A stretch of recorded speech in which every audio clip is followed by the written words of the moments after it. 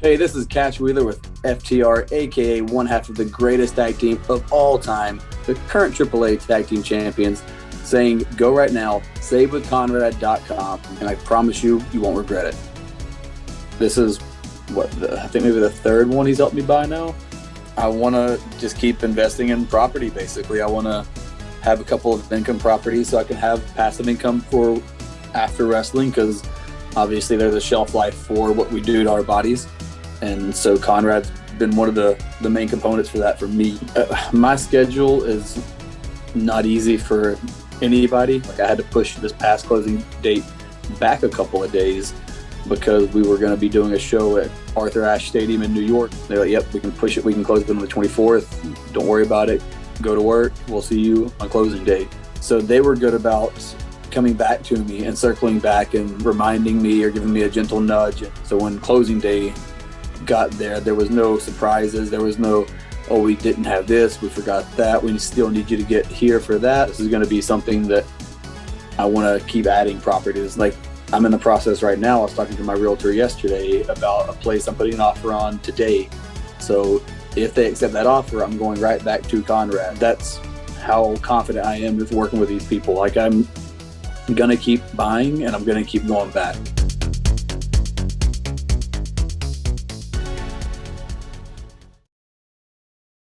Hey guys, Double J, Jeff Jarrett. Need to call a timeout real quick here. I wanted to tell your listeners what I've been telling my world listeners for a while now. It's about all the incredible things happening over on adfreeshows.com. We're joined by Wrestling Royalty as David Crockett takes us month by month through Jim Crockett Promotions booking logs. David and Conrad dive into the towns, matches, and money of JCP in January 1985 on The Book. Charlotte is really the home of Jim Crockett Promotions, is it not? It is. Yes. It's the home. The thing is, the Greensboro was always the home of Starrcade. Any, yes. That the bigger matches we would take to Greensboro. Main reason is over the whole area, we had more population and road systems going to Greensboro than we did Charlotte. We look back on the Turner years with the men who lived them. For the first time ever, JR, Eric, and Tony sit down with a couple of drinks and share stories like you've never heard before on the Ad-Free Show's exclusive After Hours. For the 19th time, I had a regular size, grown-up refrigerator. I was a grown-up man. And I had a washer and dryer. Shazam! And they were moved by Turner from Texas to Atlanta. They told me we're going to put them in storage while you stay at such and such hotel downtown. Chat one-on-one with the Podfather, an extension of the popular Ask Conrad mailbag series. Conrad talks live with Ad-Free Shows members, answering their questions about wrestling, mortgages, and everything in between.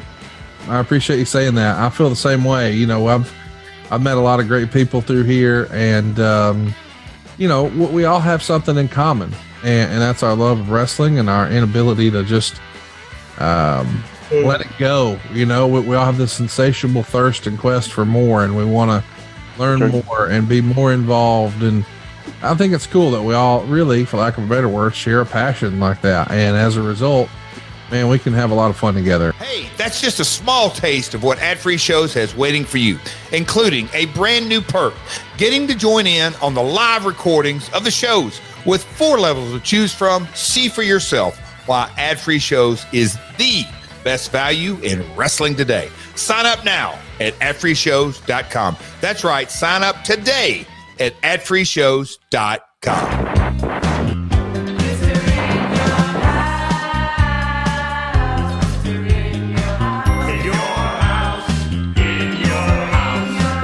Conrad Thompson, and you're listening to Foley Is Pod, and of course we couldn't do it without the Hall of Famer and the hardcore legend, Mr. Mick Foley. Mick, how are you, man? I'm doing great. Sorry about that burp. That's from Zoa. Coming in hot, brother. Love me some Zoa energy drink, but only one per show. Very rarely do I have an energy drink during a regular day, but I think our audience they deserve to see the amped up Foley. I'm for it. Yeah. I want to put a bug in everybody's ear that we recorded last week's episode with me not really knowing what you did or didn't want to talk about with all the WWE news. Yeah. And in between episodes, you said, hey, man, are we not going to talk about?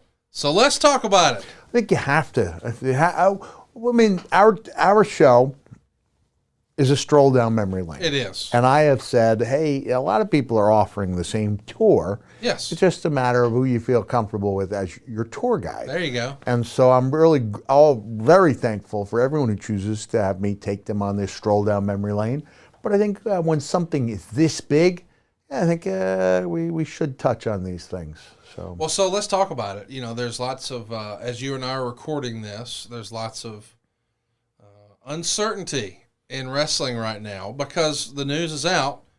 Vince McMahon is coming back to WWE. He had abandoned ship, and now he's coming back. He's ousted 3 board members, made room for himself, George and Michelle, his former leadership group, and they're now back as board members. He plans to be the executive chairman or whatever his title is, and boy, there's lots of nervousness out there. It's the second shortest retirement in WWE history.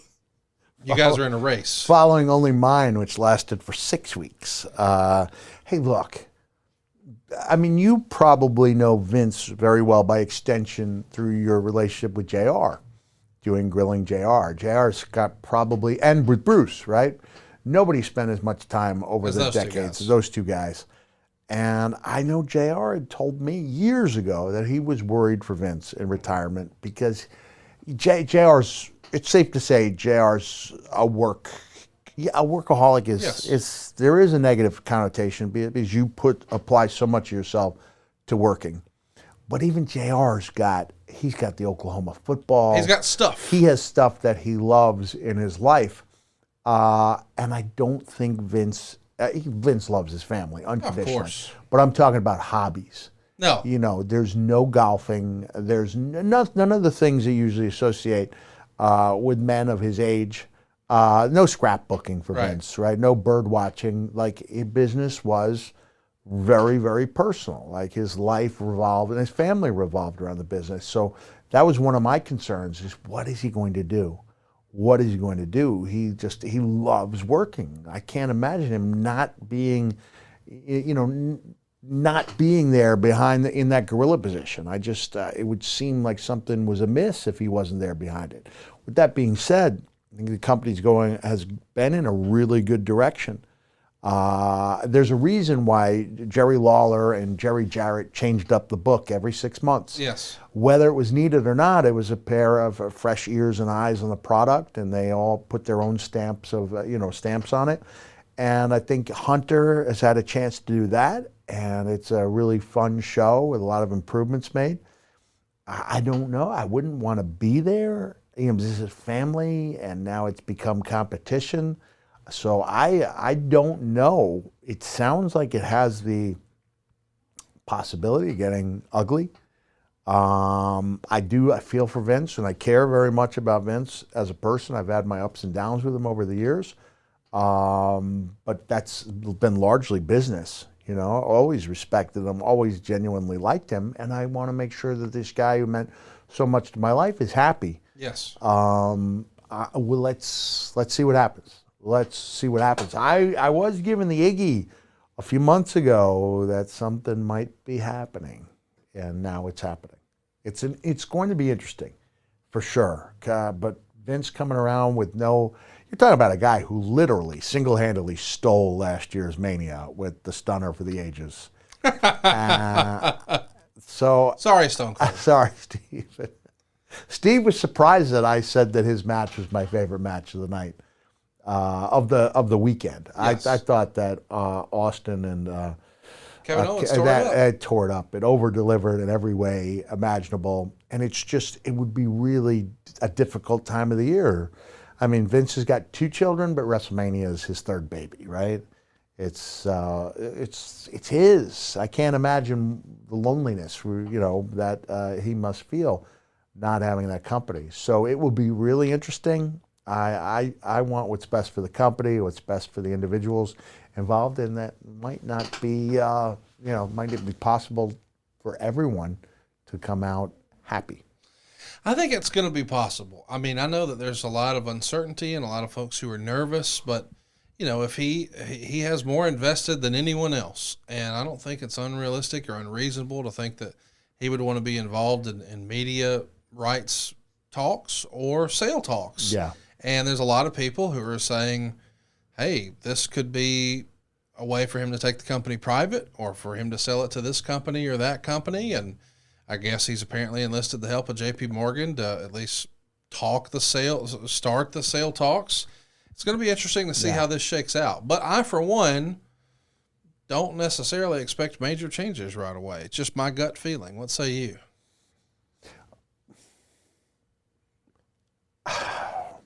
I don't know. I don't know. He's Vince. Yeah. It's in his nature to shake things up. It is. Right? I mean, it's in Vince.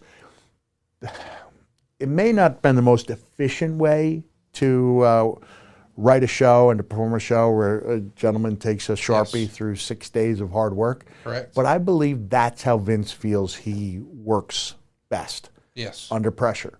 That's his way of doing things. I think he loves the idea of shaking things up so that he can thrive. I don't know if that means he would shake things up after the Rumble, before Mania, or wait until afterwards, but it's going to be interesting for sure. It's amazing to see how the stock market even responded to the news. How did they respond? In the 5 days after, it was up 27.78%. Wow. So to go up 27% in just a handful of days is remarkable. And we'll see how it shakes out. I, for one, am excited for what the future looks like. And, a lot of people have thought WWE was developing a sense of sameness for a while. Well, that feels like that's out the window right now. Yeah. So be careful what you wish for. I think the only thing to top that is a live shaving demonstration. Oh, from our pals at Henson Shaving. Yeah. We've talked about what a great sponsor they were, and I knew that you were a guy who was handy with a blade, but I didn't know you just carried one around. I just want people to know I stand by our sponsors. Yes. You've heard, I don't know, is it a hassle when you hear that I've shot down the idea for a sponsor? No. It's twice, right? Where it's like, not comfortable with that one. Doesn't mean they're a bad product, but not something I feel comfortable with. I do feel comfortable with this. You can see that part of the beard is shaved and part is not. I'm only holding up the phone because it's like my your mirror. My mirror, and it's just a dry. You're doing it dry here, bud. And look there. Precision shaving. I can't believe this is real. If you've ever thought you would see Mick Foley using a blade on YouTube, well, here it is right now. Look at that. Listen, I don't want you to get color because it would be bad for our sponsor, but it might be good for views on YouTube. It might be good for YouTube views. I don't think it's going to have me. This is safe. How is this? How have you not cut yourself yet? Well, You're really good with I'm this. careful. I respect the apparatus. The hardware. The hardware. And I do need to pull down a little bit in order to get to the nooks and crannies there. But you can see I trust in the product. And I think when we trim up after the show, it's going to be it. You realize in 10 minutes I'm going to have you do a live demonstration for Blue Chew now, right? You've opened up a can of worms here today. Let's, speaking of blade men, let's talk about one of our favorites. Oh, one of the best, brother. Abdullah the Butcher. Nobody could bleed like this man. He just celebrated a birthday not too many days ago, January 11th, 1941, Windsor, Ontario, Canada. Who would have ever thought Abdullah the Butcher's real name? Larry Shreve. Doesn't seem like a Larry. Doesn't strike me as Larry. He is. I remember getting on board with Abdullah and his plane tickets before September 11th, 2001. His tickets, A. Butcher. A. Butcher, sometimes Abdullah Butcher. I love it. Yeah. But one of the great heels and characters in our business. The guy got over everywhere he went, and never got to accomplish his one goal of wrestling at Madison Square Garden. That was his goal. Yeah, that was his goal. And I pitched Abdullah. I think it was for that '98 or the one in the Garden. So that would have been. Oh, for WrestleMania, you're saying? For or Royal Rumble. Royal Rumble. Okay. I pitched him. Where was the 2000? Where was the '98 Rumble? San Jose. When was all right? So the 2000. When 2000 was in Madison Square Garden. I pitched Abdullah feeling like he would be a draw. I actually showed Vince the Battle Bowl. Well, hang on. It was you and Triple H there in 2000. What would you have wanted Abdullah to do? I wanted for him to make that dream come true. Just be on the show. That it was the Rumble, that it was the Garden, that Abdullah's active days, were winding down. And we had a chance to not only make this dream come true for Abdullah, but also to have this entity who'd never been in WWE, who could do things beyond, the barbaric, because he could be funny. I teamed up enough with him to know that he could inject a little humor, and the spot I'm going to bring up is Battle Bowl WCW, I think 92, which was at Dusty Rhodes. The idea was you have different WCW superstars or Marcus drawn Bagwell. out of a raffle. Yeah. You didn't? No pop? What? WCW superstars and Marcus Bagwell? Oh, Lord. Okay. There you go. I love that works for Miz or Bagwell, and you get it every time. Well, the locker room full of WWE superstars and the Miz. That's fantastic. So in this case, I was teamed up with Sergeant Buddy Lee Parker. Yes. Abdullah can't figure out, storyline-wise, why he's separated from his real partner. Yes. And his rationale is, what if I beat the living tar out of Buddy Lee Parker backstage? And then he comes out, and he's got the facial expressions, and he's working the Shakespeare and the pantomime. It's me and you now. He has to be escorted to the back. I can't remember. And then Sergeant Buddy Lee Parker does the slow crawl while I work a match against Ricky Steamboat and Private Todd Champion. 2-on-1, and when Buddy finally makes it back, he gets beaten in rapid fashion. But a great display of fortitude on Buddy's part, but it was also giving Vince the idea of how this guy could make a splash, as much of a splash as someone can make when they have never been in that ring before. But I would say, I thought he would be a genuine attraction for the Rumble at the Garden, where he always wanted to wrestle. I thought it was a win-win situation. He never got to do that, but he was inducted into the WWE Hall of Fame. I'm glad he's in the WWE Hall of Fame. He, I can't believe this is real, but he turns 82 this month. 82. He started wrestling when he was just 17 years old in 1958. So when you first meet him in WCW in 1990, he's a 32-year vet, my man. Mm-hmm. He had wrestled everyone in those 30-plus years. Gene Kiniski, Stu Hart, Hulk Hogan, Dusty Rhodes, Bruiser Brody. You even wrote in your book, as a freshman in college, I taped a picture of Abdullah to my wall, and by the end of the year, had everyone in Fitzgerald Hall believing that Abdullah the Butcher was my father. Mm-hmm. Yeah. Strange when you consider that Abby was a 400-pound black man whose grooves carved into his head so deep that he could flip out people in casinos by inserting gambling chips into them. Yeah.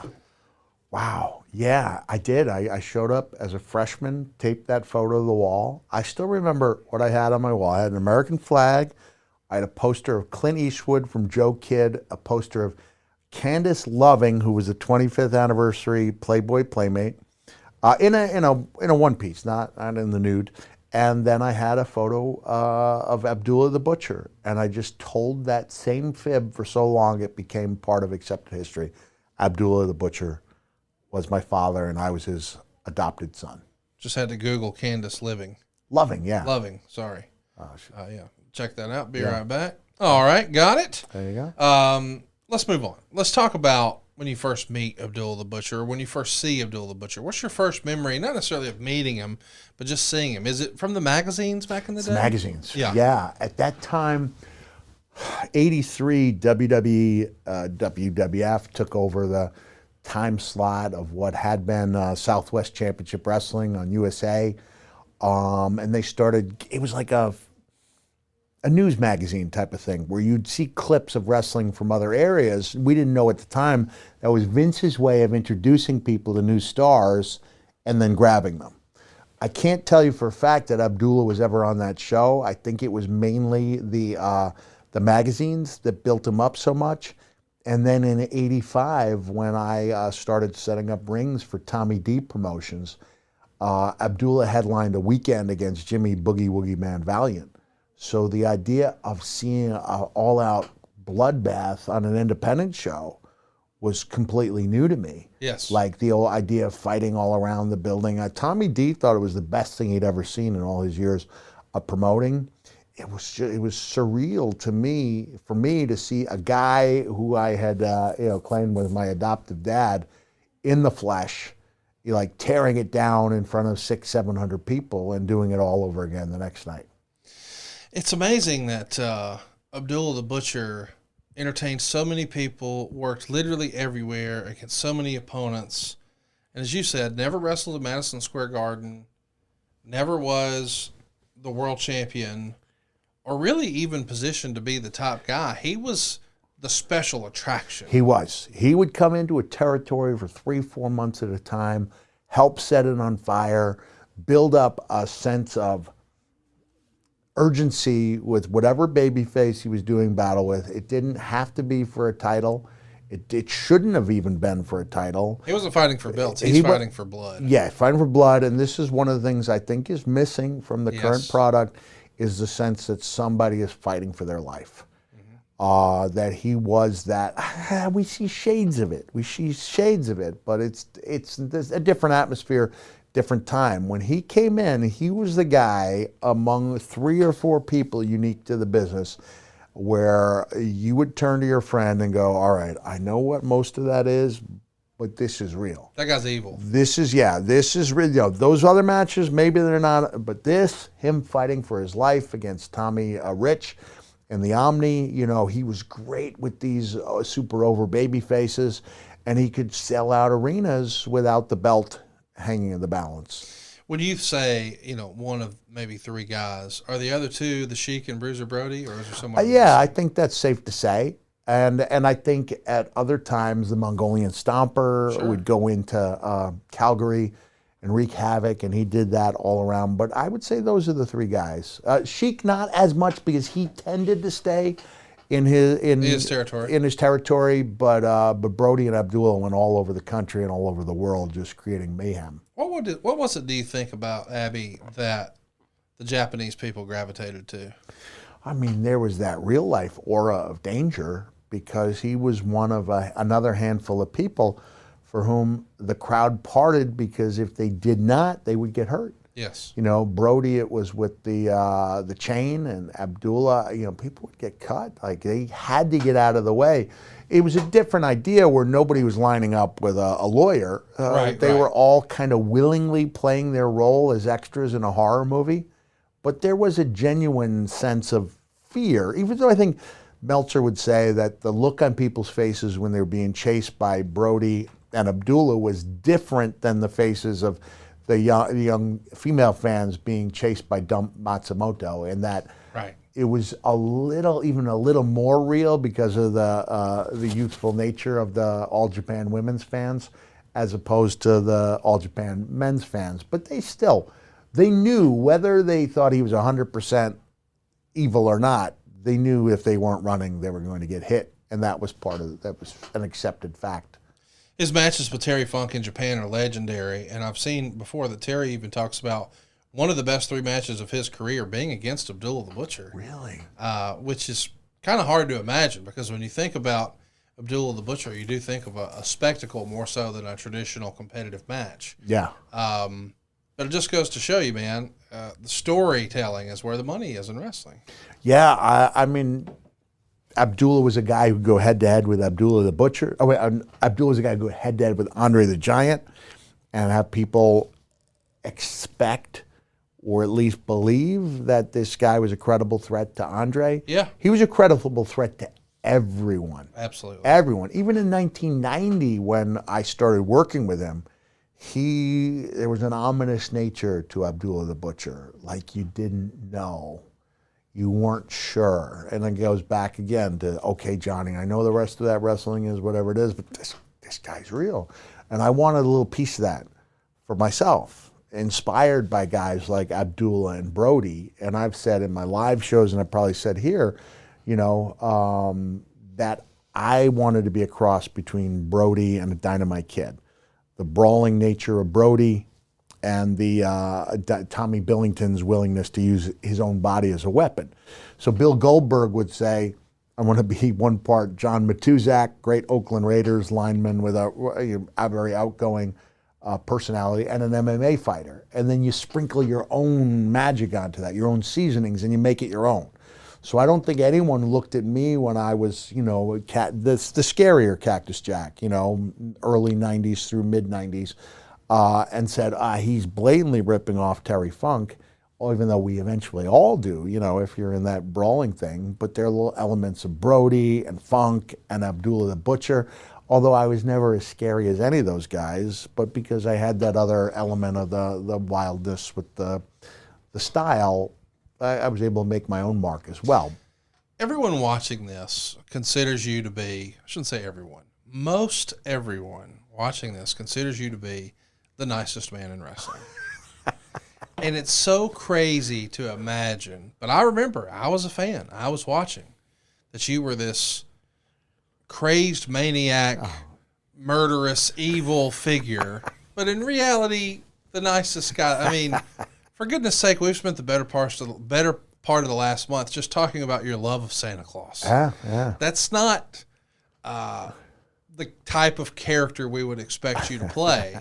But even in this room, there's pictures of you covered in blood and just psycho stuff. I'm really proud. I'm looking now at the Japanese deathmatch shirt. I was so proud of the fact that when my wife took my two younger boys to Raw, that they were both wearing Foley shirts. And that Huey, my youngest, he was wearing the deathmatch shirt. That's awesome. And I was really proud of that. I had to turn that amplifier up, right? So I know that people aren't interested, by and large, about the Santa stuff, except when it comes to December. But that was a character I was portraying that I put the same amount of love and attention to detail. But whereas Cactus Jack and Mankind especially was darker than Cactus was, but Cactus Jack, I had to become wilder, more aggressive. I'm not aggressive by nature. That was one of my major stumbling blocks, is that I had to find a way to create aggression, because without the aggression, none of the bumps I had lined up would pay off the way they would if I could be a more formidable and vicious heel. So that was always an uphill climb for me. But the same way that I had to create more aggression, more darkness for those characters, when it came to Santa, I had to find a way to become more gentle, more patient, more understanding. So it's on one level, I was never those guys, but they were a part of me, if that makes sense. Yes. I don't want to sound like I'm putting too much. Like, if you're a non-wrestling fan, this sounds like a ridiculous. No, it's effort and detail, attention to detail in the character. Effort and attention to detail. And back then, when you were still, you were still holding on to kayfabe to the point where I had a girlfriend for 6 months in the world-class territory who never knew my real name. Yeah. Never saw me when I wasn't at least partially in character. And this is a lesson I learned from Abdullah, even though it wouldn't come along until 2 years after I left World Class, is that Abdullah would be in character a lot of the time he was in public.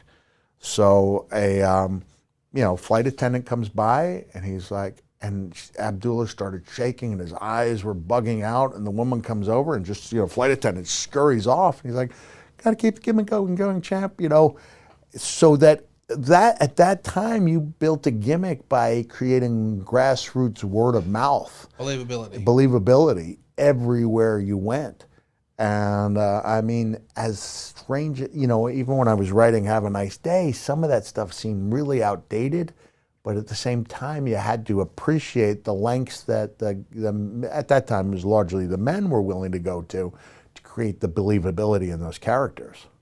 I just find it fascinating, the dichotomy, for lack of a better word, of trying to balance these two characters as a fan, because we know who you really are now. Yeah. And I've often heard, almost as like a tongue-in-cheek thing, people say, well, in wrestling, the bad guys are really good guys, and the good guys are really bad guys. But most of us who are listening to this, we don't know Abdullah the Butcher. Right. But we know that the character you portrayed, for lack of a better word, was the villain in a horror movie. Yeah.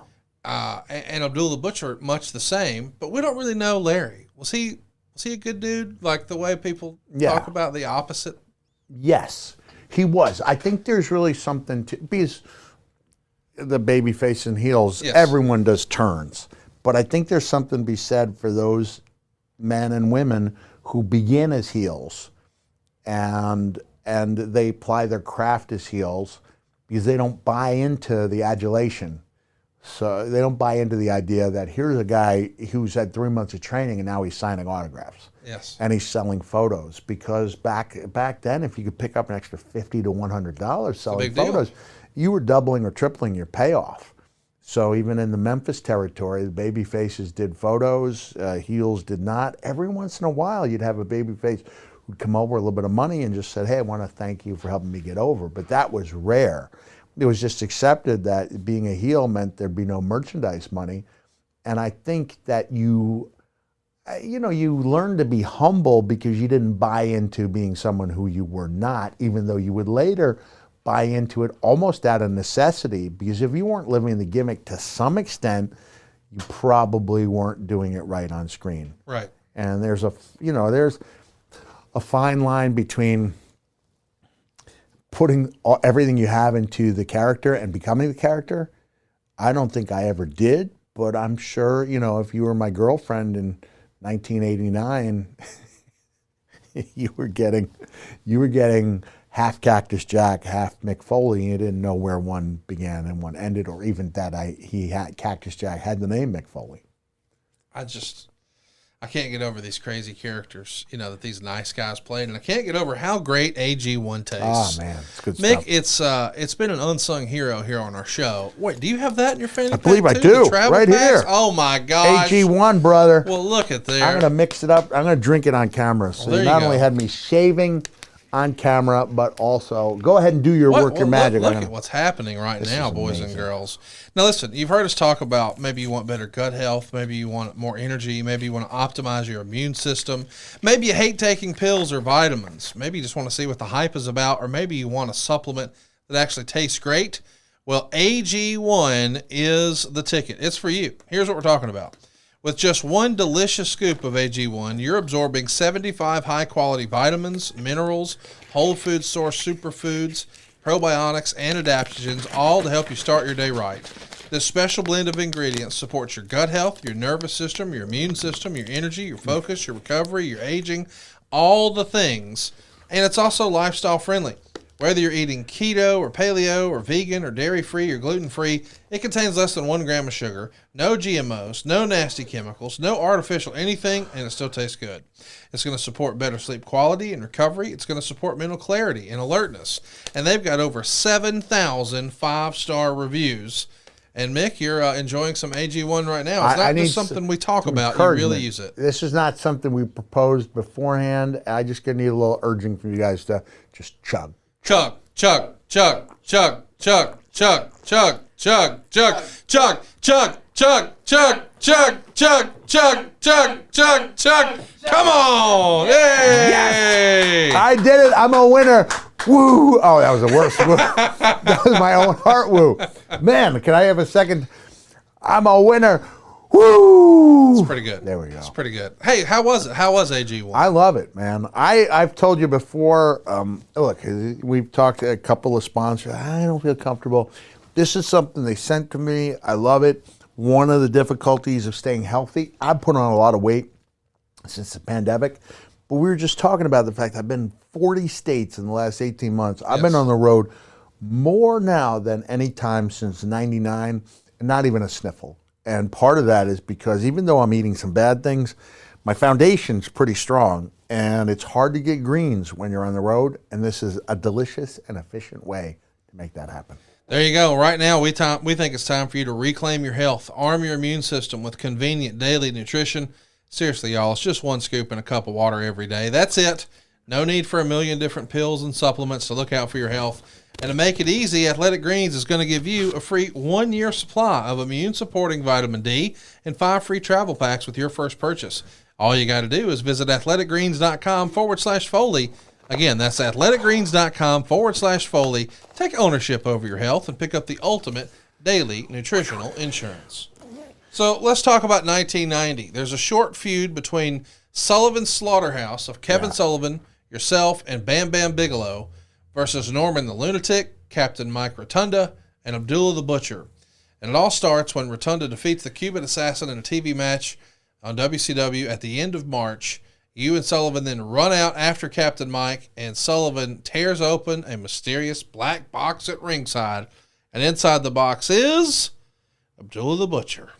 And he destroys you and Sullivan, throwing you all around ringside, hitting you with any object he can find. Is this your first time meeting him?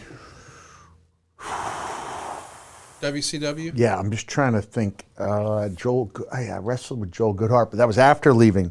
I wrestled against Abdullah for Joel Goodhart's Tri-State Wrestling, but that was after WCW. The cool thing, this is an extension of the feud with Mike Rotunda. Yes. So I'm so proud of the fact that I feuded with Bray Wyatt's dad. That's pretty right? Fun. It's pretty cool. This is that amazing Cornette Sullivan underneath angle where they have me turning on my tag team partners. Yes. Gets to a point where I can't find someone to tag with me. Mike Rotundo is asked whether he'd be willing to do it. He does it. I turn on Mike. So now I'm not turning on a Nasty Ned Brady, with all due respect to Nasty Ned, who had some of the greatest facial expressions for any, underneath. I think Ned's willing to, underneath town's not a derogatory way. These are guys who do favors, make us look good. Yes. And Ned did a great job doing that, but I'm no longer facing Nasty Ned or turning on Nasty Ned. I'm now turning on, or Lee Scott, don't want to leave Lee Scott out of the equation, but now I'm turning on Captain Mike Rotundo, so we go into a singles feud, which now extends. Sullivan, I become part of Sullivan's Slaughterhouse. Buzz Sawyer breaks his wrist in graphic fashion on live TV on Clash of the Champions. I don't know if Bam Bam was officially part of the Slaughterhouse or whether he and Humperdinck were working in cahoots with me and Kevin. But they did Mike unleashed Abdullah the Butcher. And brother, it's been said numerous times about it's not what you do, it's how you do it. Yes. But there's just something about Abdullah the Butcher. Now he's a babyface. The exact same guy he is as a heel, but he's doing it to heels. And when they say we're taking bumps everywhere, I think that mainly means I was taking bumps. Yes. But Kevin's putting over his offense in Kevin's own unique way. And we've got a cool little thing going on, a cool short-term but fun and explosive little angle going on. The famous wrestler in a box. We've heard Jim Cornette say it for years. Anybody who comes out of a box is instantly over. We talked about Terry Funk last week. A year later, I would be coming out of a box to jumpstart, a big push with WCW. And Abdullah the Butcher coming out of the box was pretty special. It leads to a handful of tag team and six-man tags on TV and the house shows. They're all wild brawls that end in non-finishes. And Abby's out of WCW by the end of April 1990, and you, in fact, are gone by mid-June in 90. Yeah. Mm-hmm. Any memories that stand out during those matches? Well, it's a tackle, shoulder tackle is such an elementary move in the ring, but when you're doing it on the concrete, people, they hear it, they hear that thud, boom, boom, and there's no way to disguise that. So that was one of the big bumps, even though it was really elementary, just taking night in, night out, house shows and TV, those type of bumps, it made the matches stand out. So as a heel, I love the idea of super selling for somebody like Abdullah the Butcher, who was a babyface in heel's clothing. You returned to WCW in August of 91. Abby is in almost immediately afterwards. And on the August 24th edition of WCW, they show Sting receiving a large box wrapped up as a gift, supposedly from a fan. Sting opens it, and out pops Abdullah. When are we going to stop opening boxes here at WCW? You wrote in your book, Abdullah the Butcher, my opponent from a year earlier, was another of the wrestlers brought in to, quote-unquote, feed Sting. Mm-hmm. With the success of Cactus Jack, the feeding angle was stopped. Dusty decided to team me up with Abdullah the Butcher, and Abby was one of the great monsters in the business. In real life, Abby was a sharp businessman and an even sharper dresser who now owns and operates Abdullah's House of Ribs in Atlanta. He chewed unlit cigars and spoke with a surprisingly high voice and was a man with such class that he once held in a fart For 300 miles. 300 or more? 200. 200, okay. As to not offend my wife who was traveling with me. Yeah. He got out of the car and he was like, "Champ, I was holding that fart in for 200 miles. That's a classy man. Was it a big one? I think it was I believe it was a one cheek sneak. Oh, it was SBD. Yes. Silent but deadly. But I was just really grateful that he felt that way. And you could tell I was comfortable with Abby because he was on a road trip, with me and my wife, The Abby connection was great because you usually had to have 3 people in order to have the WCW paid for the rental cars. Oh, wow. And you couldn't usually get a Cadillac.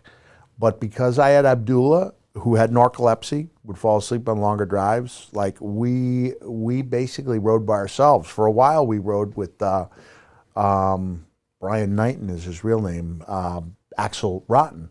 We rode with him a little bit, or he rode with us a little bit. But it was basically me and Abby on our own with the caddies, which I haven't rented in a couple decades, And that was just part of his WCW deal? Just part of the deal that I was allowed to do that and submit it, and that we were given that little exemption because he was Abdullah the Butcher. Yeah, a large man. Yeah. You mentioned that he's a sharp dresser, has a high-pitched voice, and a classy man. Sharp dresser like Michael Hayes sharp dresser?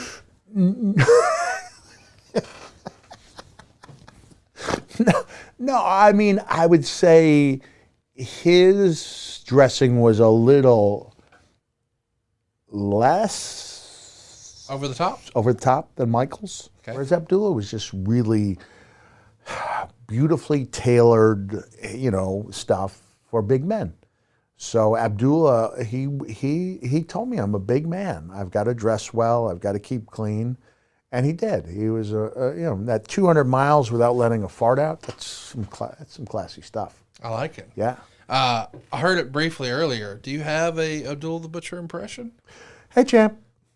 He's going to make it, champ. And I look out the window, and he's pointing to Dallas Page, DDP. And I went, "Diamond Dallas Page?" Because DDP was floundering, right? He was a guy who breaks in at age 37. I said, "Why?" He goes, "He lives his gimmick, champ. He lives his gimmick." And Abdullah was able to see that in DDP Before anybody did. long before anybody did. Wow. I thought, well, that's a strange call. And sure enough, it worked out. DDP, I'd say, with all his attributes, his belief in himself was probably his primary attribute. Chewing the unlit cigars. Did you ever see him light one? I personally did not. I'm not saying he didn't. I don't remember Abdullah. He worked the cigar. He was a great guy to travel with. It's a shame that I've just fallen out of touch with him. I never had a falling out, but I remember him taking me to the place that we'd become Abdullah the Butcher's House of Ribs for 20 years, right? I don't think it's there anymore. Right. 20 years or more, and he was showing me it when it was on its ground floor, and it became a really sought-after eatery. House of Ribs and Chinese food. That's right. That's right. I'm curious, when it's just you and Abdullah in the car, what are you playing on the radio? What type of music does Cactus Jack and Abdullah the Butcher listen to? This is 91. This is pre Dewey was with us, but Dewey was an infant, so I wasn't a year-round Christmas man. We would listen to stuff that was popular. I had a CD collection that Steve Austin would later say made me the guy with the worst road music in the crew. But Abdullah was open to a variety of different things. Sure, yeah. I just imagine he, like a lot of old wrestlers, liked old country music. He did like old country music, and he was a dessert guy. And that may have had something to do with Mrs. Foley's little boy going up from 287 to, I was probably legit 280, saying I was 287, and then I went way over 300. Partially because I was traveling with Abdullah, and partially because I was putting on that sympathy weight when my wife was pregnant with the first 2 kids. So talk to me about Abdullah being a dessert guy. What was Abdullah's go-to? What do you mean? I don't think it was one singular go-to. It would be the If idea. it's sweet, he's into do a it. little shopping, and he would pick up a pie, pecan, pumpkin, or we're on the road, more likely to order desserts than almost all the guys who were watching their figures. Yeah. And I just noticed a direct correlation between how thin I was and how little money I made, and that the more weight I put on, the better I was doing. Like the 220-pound Cactus Jack was sleeping in his car and eating peanut butter and jelly sandwiches. The 235 Cactus Jack got a full-time job in Memphis. The 260-pound Cactus Jack started getting over in world class. And now I would go on to overdo that theory, but there was a correlation between how good I looked and how well I was used. And I did better looking different, if that makes sense. Yes. Like I couldn't do Didn't that. stand I out. looked better than the fans. I had to look different than the fans. We've heard a lot of people say things like business is done in the car. And we've heard people even say, you got to go to Automobile University, that sort of thinking. Were you getting wrestling advice, business advice, life advice? These car rides when you're traveling with Abdullah, you said he was a sharp businessman. Yeah.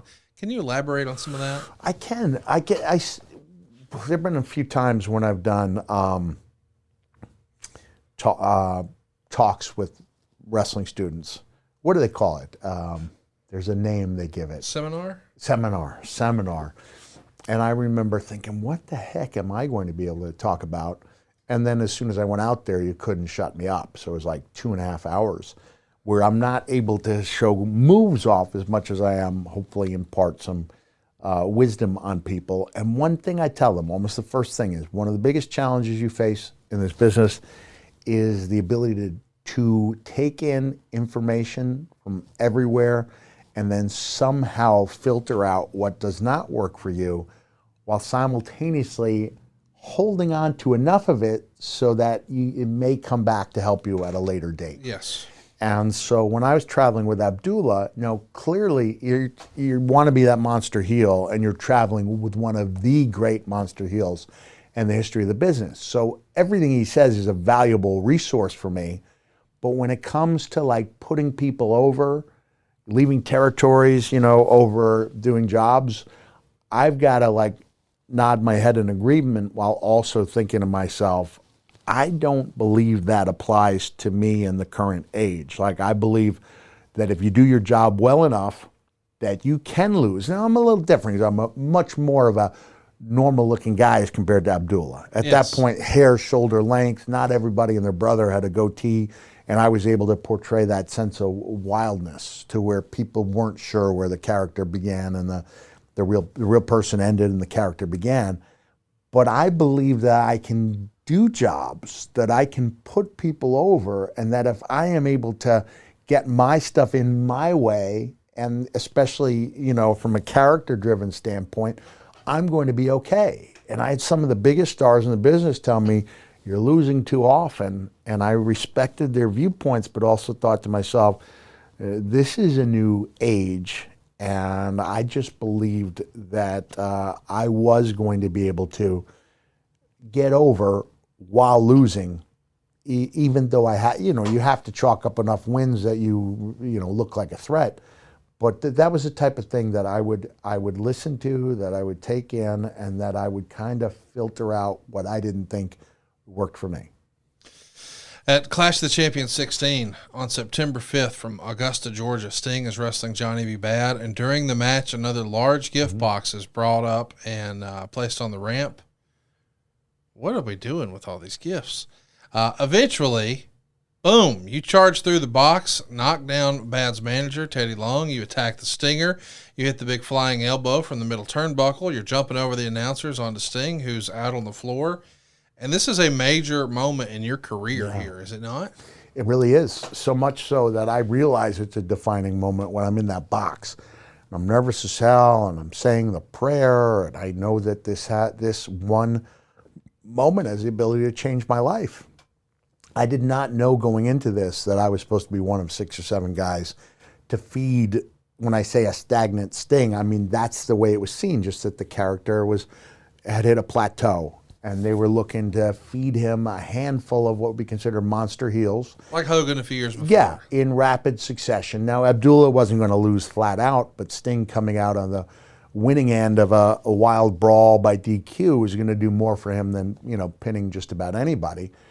And luckily, I guess based on what we did that night and also the chemistry that Abdullah and I had, changed their opinions so that instead of it being a 6-week run for me, it went on to be a 3-year run. And Abdullah left on his own volition over a loss at the Omni, that they wanted a loss and he didn't want to do it. A lot of credence was played to the importance of the Japanese magazines, where guys not only didn't want to lose, but didn't even want to be seen in a compromising position, right, which made doing business difficult. But Abdullah was a genuine legend over there. I saw guys walk out who had 1 or 2 tours a year with Japan, and that just sounded that was just, to me, silly that someone would give up the potential of a full-time job to protect a spot that wasn't even that strong to begin with. I'm talking about guys, on the bottom of the card of all our New Japan tours who didn't want to do business for a national touring company like WCW or WWE. Later in the show, the same Clash of the Champions 16, you write in your book that you were set to give your first live interview, and they're counting you down. 10, 9, 8, 7, 6. And Paulie Dangerously turns to me, yep, who's conducting the interview, and he says, "Who would have thought 2 homeboys from New York live on national television?" Yep. And then Paulie hands you the mic for your big live debut. ... I sucked. Yeah, this is another instance where I think I may have been a little too tough on myself. You were. Because I think from a character-driven, first of all, I'm just learning through repetition. Not so much repetition. I'm learning more from visualization and belief in myself. And this was my method. Other people, mirrors and, looking in the mirror and cutting promos, filming themselves, which I think everybody should do, especially because the filming is so easy to do these days. But I had that ability to think of things and to try to bring them to life, and especially had the confidence to do a bunch of different things and to try out different things, which somebody could have warned me was not the safe way to go. The safe way is to think of one promo and do it over and over on your market-specific promos. But I was getting so much practice on a regular basis, and I believed in myself. But here I know I've got one of the biggest payoffs in my life, that I dropped the elbow of my career, on Sting. Yes. Now I see Logan Paul every time there's a WWE commercial doing a much better and more athletic, move than I did. But at that time, 280 pounds coming off the second turnbuckle with the best elbow I've ever dropped. Maybe between that one and the one I dropped on Randy Orton at Backlash 2004. But have a guy of Sting's magnitude selling the hell out of it. Yes. Now we've got to pay it off. Now there'll be people who rightfully so said you gave him his comeback on the same show, but that's just the way WCW did it. Vince sometimes didn't even want to leave a show without the babyface making some kind of a showing for himself. But I know Sting's going to come out of that box, and more so,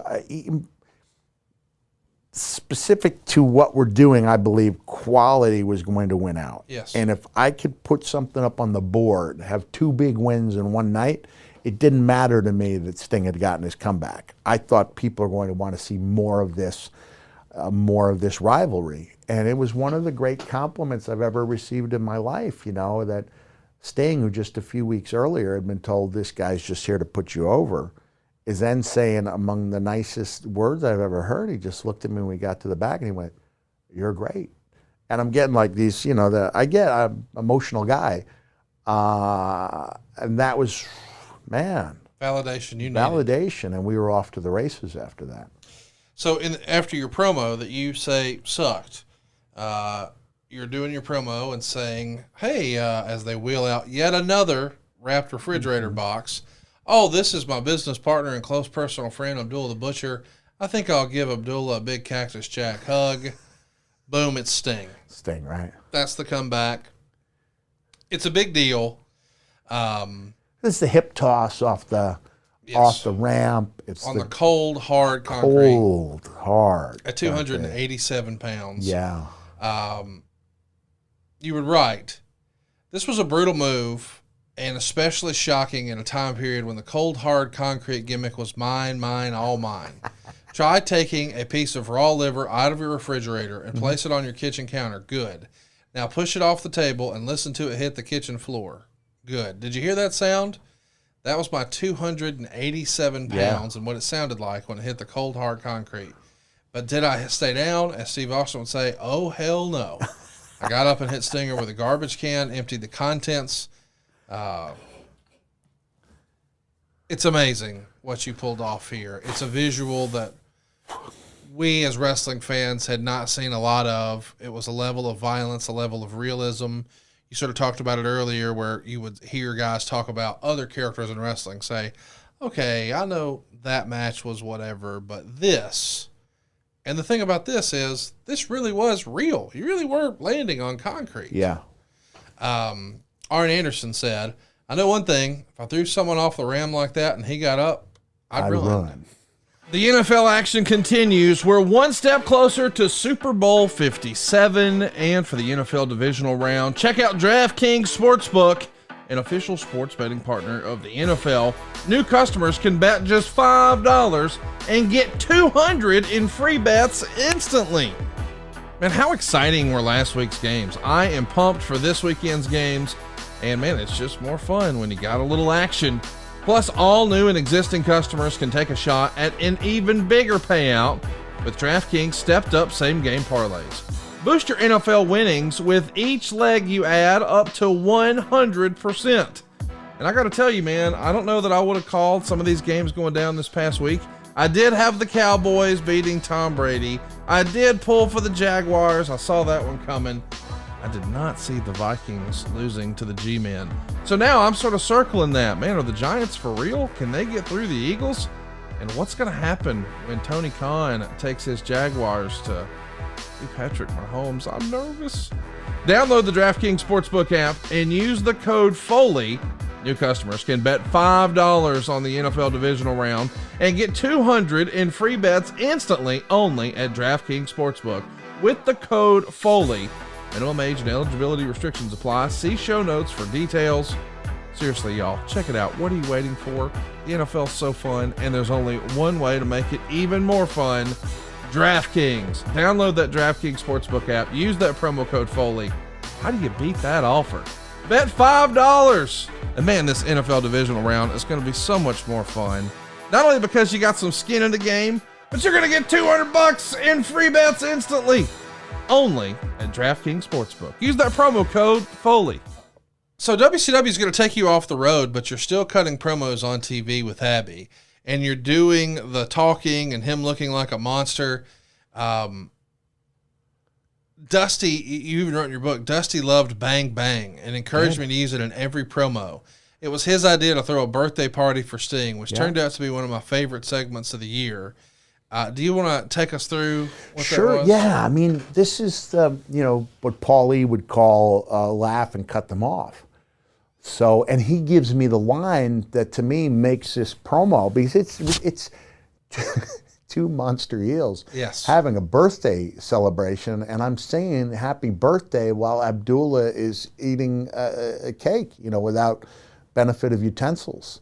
And it's Jim Ross giving the promo, but I've got this line where I'm going to cut them off. So it's Cactus. Now, over the years, Cactus Jack and Mankind have kind of become one and the same, where Mankind takes on some of those attributes that Cactus had. So it sounds like a little bit like 96 Mankind, but it's basically me as Cactus Jack going, happy birthday to you, bang, bang. Happy birthday to you, bang, bang. Happy birthday, dear Stinger. Happy birthday to you. Bang, bang. And then JR says, that's nice, but it's not Sting's birthday. And here's the moment. Boom. Don't you think I know that? But I wasn't here for Sting's last birthday.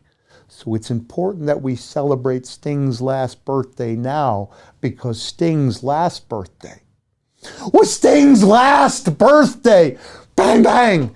And why it was such a triumph to me is that 30 seconds earlier, we're eating a birthday cake and singing a birthday song. Yes. And now we've struck fear into the hearts of the little Stingers. Like, yes. He's essentially saying Sting's going to die. It's a horror movie. It's a creative way of saying this guy's not going to be around long enough. And in a PG atmosphere, we're about as threatening as you can be.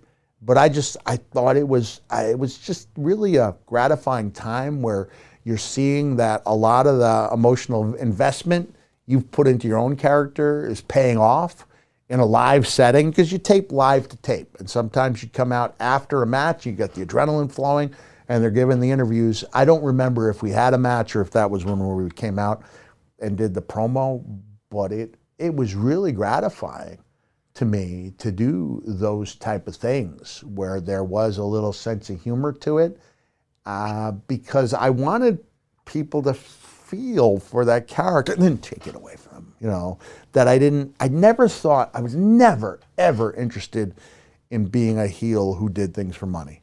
To me, that was the lazy man's way out. I turned because somebody offered me money. What do you have for me next week? I like the idea that here was an unbalanced man with maybe the most unbalanced monster of them all, and they enjoy hurting you. Yes. That was what we were trying to get across. Yes. We like doing this. Yes. And to me, that bat's been taken out of the hand of almost every, current day wrestler, because especially in WWE, Mr. McMahon decided there should be a pinfall attempt after every major move. But there's nothing ominous or scary about a guy trying to win a match. That's a noble ambition. To fight, struggle to be the best is a noble ambition. Putting someone on their back for 3 seconds is not admirable. Putting somebody on a hospital gurney is. And I think we've lost a little bit of that. Times change. Also, we didn't have an MMA show, on the same network 1 hour later to compare it to. But I was trying to put out there, and I know this is an episode about Abdullah, but at that point, we're together. Yes. I think we were a very good tag team. Absolutely. I thought we had a good short-term feud coming off of it.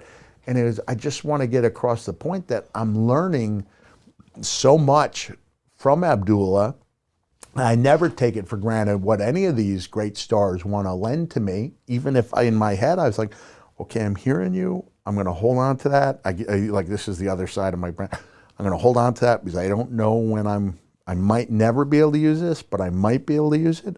And I'm never going to disregard anything that anybody says to me, but I've also got to have a filter that feels things out and says, this works for me. And you lay it out there and you hope you're right. And you also hope that when you fail, which we all do, that you're in an atmosphere that understands you don't hit Titanic home runs without striking out once in a while. So. Well, that interview you did with the birthday cake is a top 10 favorite of mine for yours, because it's such a great line and it feels like it's out of a movie. Yeah. Well, if you know one thing for sure, it's Mick and I know where the good eating is, and it's at jimmysfamousseafood.com. That's right. You don't have to make a road trip to Baltimore. Now you can bring Jimmy's to your front door. And I know what you're thinking. Boy, that shipping's got to be expensive. Not with our brand new promo code. That's right. Now you can get free 2-day nationwide shipping, all at jimmysfamousseafood.com. All you got to do is remember our promo code. You want to guess what it is? Come on, you already know. Foley, Foley, is how you're going to get the best crab cakes you ever had in your life delivered right to your front door. Listen, if you've heard me brag about these crab cakes for years and not tried them yet, what are you waiting for? As long as you order $125 worth of food, you're going to get free shipping with the promo code Foley. Free shipping. Now, as somebody who's been a long-time consumer of Jimmy's, I can tell you, shipping seafood from Baltimore to Alabama, not exactly cheap. They're hooking you up here. They're doing it free. I recommend the Maryland crab cakes. I recommend the crab balls. My man JR loves the soups and the chowders and the oysters. My dad loves their signature steaks. He didn't believe me when I said that I had some of the best steaks I'd ever had at Jimmy's, but it's true, man. I'll never forget the first time John slid me over the prime rib and said, just try this. Dude, 10 out of 10. At a seafood joint. Who knew? And they got incredible desserts, they got gluten-free items, and they've got awesome gifts. If you're trying to buy something for somebody in your life, nobody has ever opened a box of Jimmy's and been disappointed. It's never happened. Check it out. They got the famous gift box. They've even got a tailgate bundle just in time for these NFL playoffs. Check them out, man. Jimmy'sFamousSeafood.com. Use our promo code Foley. You'll be glad you did. This is a family-owned business around for more than 4 decades. You've seen them with Bobby Flay. You've seen them with Guy Fieri. You've seen them on the Ravens games. They're the real deal. They're friends of ours. They're wrestling fans like me and you. And I think you should check them out. Support them. Support a small business. Go ahead, check it out. Jimmy'sFamousSeafood.com. The promo code is Foley. Seriously. The best crab cakes in the world are at Jimmy'sFamousSeafood.com. You wrote in your book, we know that you're going to do a series of tags with Abdullah. Sometimes it's 6-mans. Your opponents are usually Sting and maybe Rick Steiner. So I don't know if Scotty was injured at that time or whether he was in a singles program, but we did a lot of house shows with Sting and Rick Steiner. Did the Omni, and to put 6,000 people, maybe the report was a lot less. I believe it was 6,000 with a huge incentive for CNN employees. But I believe it was a good house and a wild melee and a really cool atmosphere. That's what I remember. And one of the nice things about working with Abdullah is you had no pressure to remember spots. Yeah. Because there were none. Because he didn't like to do it that way, and he wouldn't remember it anyway. He wouldn't remember it, and, Rick or Stinger would come up, what do you want to do? I guess we'll just do our best, to follow him. And so you didn't have an elaborate set of spots, but you had a believability and a sense that, that something was happening that should not be happening. Yes. That this was crossing that line, that elusive line where it becomes very real. You didn't just fool the fans, you fooled Rick Steiner. There was a moment in a match that you wrote about in Lakeland, Florida. Abby's fumbling around. Tell the story. Abby would go, get off wherever we're going to eat on the road. I don't want to say Abby ever stole silverware. But Abby stole silverware. He sold plasticware for sure. And then he would tape up something he got at a fast food restaurant, and he would use it as a gimmick that night. And on that particular night in Lakeland, Abby's fumbling for it. I've got Rick, with not even a tight waist, a loose waist. And Rick all of a sudden does a reversal and suplexes me out of my shoes. And when Sting got on him about it. Onto your head. It was my first diagnosed concussion. Wow. I had others, but they weren't diagnosed. But this was one where I got to work the next day, and the agents were like, "Are you okay?" And I was like, "I think so." And they were like, "I think you got your bell rung." And so I didn't miss a match. Yeah, I'm proud of it, but at the same time, it's a different era where you should miss matches. But I'm also in a situation where I can work around the head injury. But Sting got on Rick. He was like, "This guy's been putting me over, making me look great. What are you doing?" And Rick goes, "I thought he was going to try to take something on me." And I remember saying, whether I said to Sting or Rick, I said, I'm not a guy who takes liberties. And if and when I become that guy, I'm not starting with you. No. No. I mean, in my head, that's a short list in WCW of folks you definitely don't mess with. And near the top of the list, maybe as a tie, Ron Simmons and Rick Steiner. I want to become a liberty taker. I've never been one, but I'm going to start with Rick Steiner. No. I mean, unless it's one of those, you hear, your first day in prison, you go after the big guy or something, maybe. It sounds like a death wish with a Steiner brother. Let's talk about... maybe one of the most notable things you ever did with Abdullah the Butcher, the old Chamber of Horrors. Oh, nice. Brother, that was an all-star team of heels, right? And speaking of all-stars, it's heads up with the Atlanta Braves in the World Series. The show is in Chattanooga. All right. So you're up against Game 7 of the World Series. Right. With the Atlanta Braves, who are just a hop, skip, and a jump from Chattanooga. Right. 100 miles. And now you're head-to-head with the first time the Braves have been this good in forever. Right. And we're going to go try to put on a pay-per-view. But because there's so many gimmicks and there's so much construction required, the main event kind of goes first. Right. And we construct all of this set, and it's a monstrosity. But we're going to electrocute an SOB in the first match, and then in the second match, arm drags, hip tosses, headlock takeovers. But this match is Sting and Elegante and Rick and Scott Steiner against Cactus Jack, Abdullah the Butcher, Big Van Vader, and the Diamond Stud, who we know is going to be Scott Hall and Razor Ramon. Right.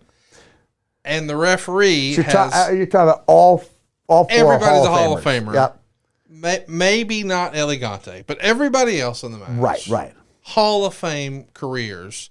And a referee with a camera helmet. Nick Patrick had the ref cam. The referee. Vader's not even supposed to be in the match. He's substituting for Barry Windham. I don't think you're even supposed to be in the match. It's supposed to be Oz. And somehow you're in instead. This is just... When you show up to Chattanooga, Lord bless you. What goes through your mind? And you say, self, how are we going to electrocute someone today? Hey, I was looking forward to it. When people ask me, my feedback on Chamber of Horrors, my answer is almost always the same. Brother, I don't know if I said brother. There's a reason there was no Chamber of Horrors. Two, right? Yes.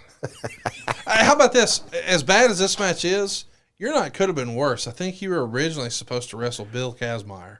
What? But now that's Oz's territory. Oz Kazmaier is I asked Kevin, are you I hope you don't get upset that anytime I'm going for like that seminal stinker, I'm going Oz Kazmaier, and Kevin gets back to me. I think it was by way of text message. Mick, the only way I'd be mad is if you didn't list that match.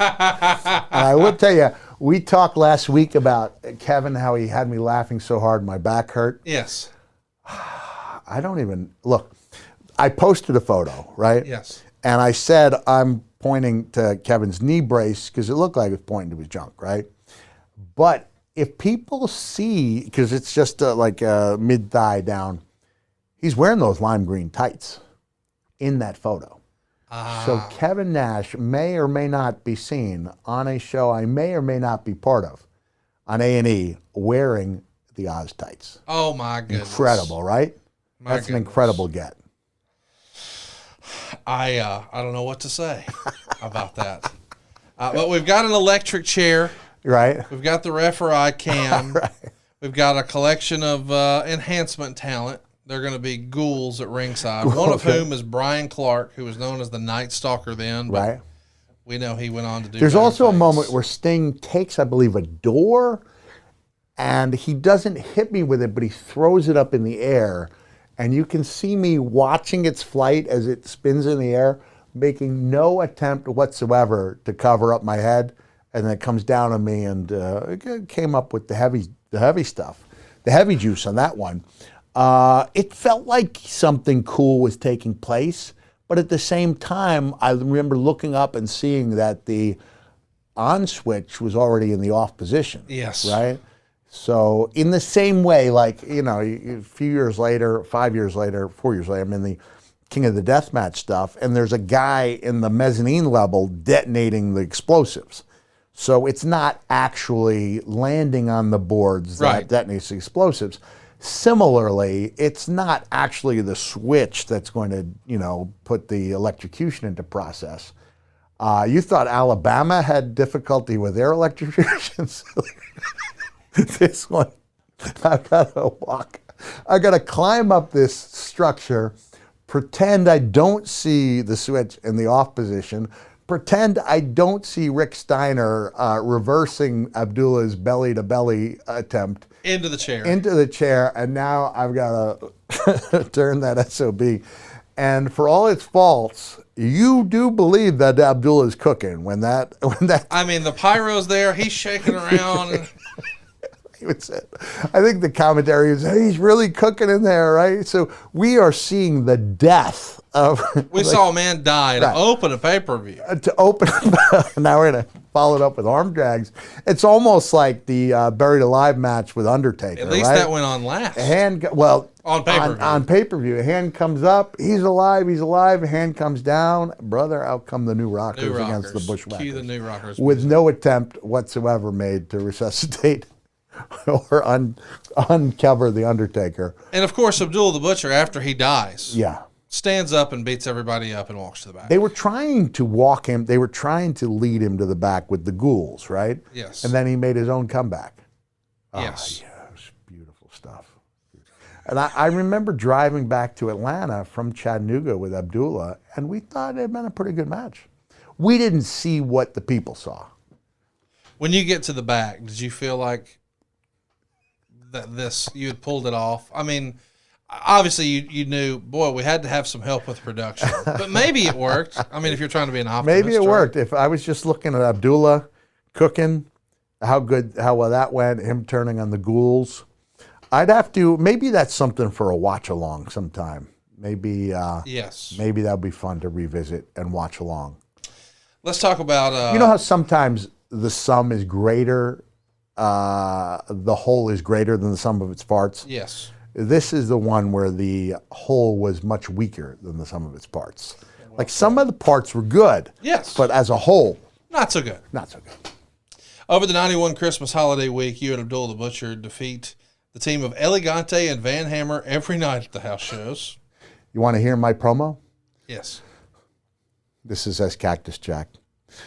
Cactus Jack and Abdullah might make Van Hammer a horrible sight in Atlanta at the Omni all on Christmas night. Bang, bang!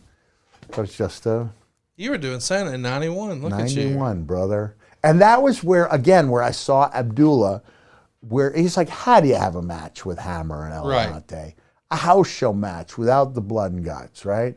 And Abdullah would do this thing almost like, chicken wings. Like he would get ready. It was fun to watch.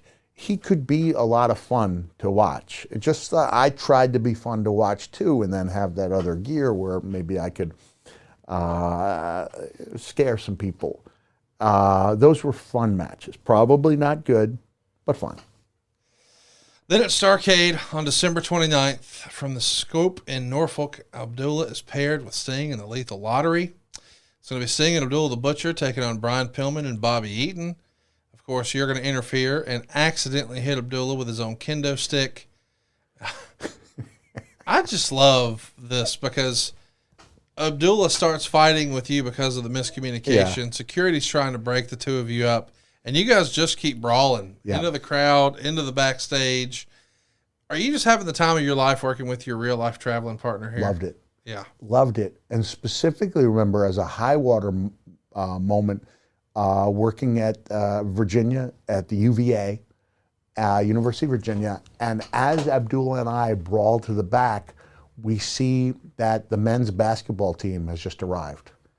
It doesn't matter that there are no cameras on. We went for an extra 3 to 5 minutes in front of a stunned UVA. Just to sell it. It's the men's. They're one of the best basketball teams in the country. Yes. We couldn't just stop and, hey, thanks, man. Like, you just kept working. Yeah. If there was an audience there, yeah, that was some fun stuff. And this was at a time when I thought I was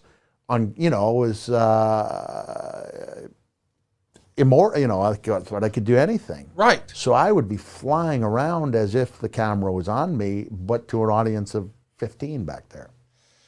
This miscommunication and brawling at Starrcade, that's not the official breakup of your team. You keep teaming up through January 92.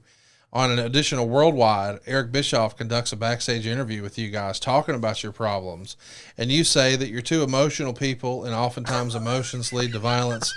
And Abdullah's in the background eating a block of wood. A block of wood, Mick. You guys are just having a blast here. Like, what crazy shit can we do on TV next? The mistakes WCW made over the years are pretty well documented. Yeah, sure. And I'm including TNA in this as well. Is that I think there's a tendency to write off everything because some of it wasn't great, but within those episodes there were just great moments, not just for me and Abdullah, but there were so many great moments. And then you get frustrated by things that you thought should have been done differently that weren't. But you collect those great moments. Abdullah eating the block of wood, like I had no recall of that. and even we're two emotional people. Great stuff. It's good stuff. You versus Van Hammer at Clash 18 on January 21st has Abby involved. Topeka, Kansas. Falls Count Anywhere. You can take it all over the country. And that's the way it's explained to you. And you say, I must admit, I doubted his sincerity, but I'll be damned if we didn't get to Topeka and things hadn't been reconsidered. In early 92, our fight in the rodeo arena outside of the Topeka Coliseum was considered unique. We fought all over the arena and even debuted one of the dumbest moves of my career. The sunset flip? Off the second turnbuckle to the concrete floor. Holy shit, screamed referee Nick Patrick, who was a second-generation wrestler, had seen just about everything. I've never seen anything like that. We wound up fighting all over the building. We spilled across the parking lot to the rodeo arena that actually had bulls that were brought in to add to the spectacle. And out of nowhere, a 400-pound black cowboy appeared and attempted to hit me with a scoop shovel. I instead maneuvered Hammer into the shovel's path, and the shovel made a nice bonk off the back of his head and neck. I punched the cowboy, knocking off his hat, and I'll be damned if the 400-pound black cowboy didn't turn out to be Abdullah. I covered Hammer and gained the pinfall right next to a pile of dried-up horse manure. Abdullah the Butcher had so many iconic moments with you, but it's been so long, I think, because you've accomplished so much since, I think we kind of forget. And I want to be said, I loved working with Van Hammer. Yes. I really looked forward to it. You guys got a bonus for that match, We got a bonus. Right? We got the best match bonus, which I think was an extra $5,000 each. And then we split it up. Maybe equally between me, Hammer, Nick, and Abdullah. My favorite part of this, you wrote about in your book. But the battle wasn't over yet. Abby and I continued the assault into the rodeo arena where Missy was on special hazard duty as the on-scene reporter. Earlier in the day, Dusty had pulled me and Abby aside and whispered, Can I do my Dusty? Oh, God, please. I didn't say this, but I'd like to see the girl end up in the water. The horse trough, right? Yes, you're going to put Missy Hyatt in the horse trough, and wouldn't you know it, in the freakiest of freak accidents, Missy Hyatt ended up taking an 18-degree bath in a horse trough. And the next day, Kip Fry, who had earlier in the week replaced Jim Hurd as president of WCW, awarded Hammer and me a $5,000 bonus. We should have thrown a bonus to Missy. Missy, if you're listening, you know I love you, right? She took the bump, yeah. Missy, I love Missy. So now you and Abby are seemingly split up, and this leads to several cage matches on the road, including February 2nd in Philly and February 9th at the Omni. Meltzer would say, Abdullah beat Cactus Jack in the bloodiest cage match seen in years. Cactus was said to have gotten a 4.5-inch gash on his forehead at the hairline, and Abdullah attacked and bled all over Bill Apter. That's from the Philly match. Do you remember a 4.5-inch gash, or is that just... No, I don't. But I do remember having some good color at both those events. Super Brawl 2, Cactus Jack is going to find himself being pinned by Ron Simmons. But somewhere after the match, Abdullah the Butcher does a run-in to attack Jack. But lo and behold, he attacks Simmons instead, and they double on Simmons until JYD comes out, headbutts a few security guards, and makes the save. So even though Abby's making the save for you here, you wrestle each other on the house shows in March, and then Abby goes back to Japan for a month.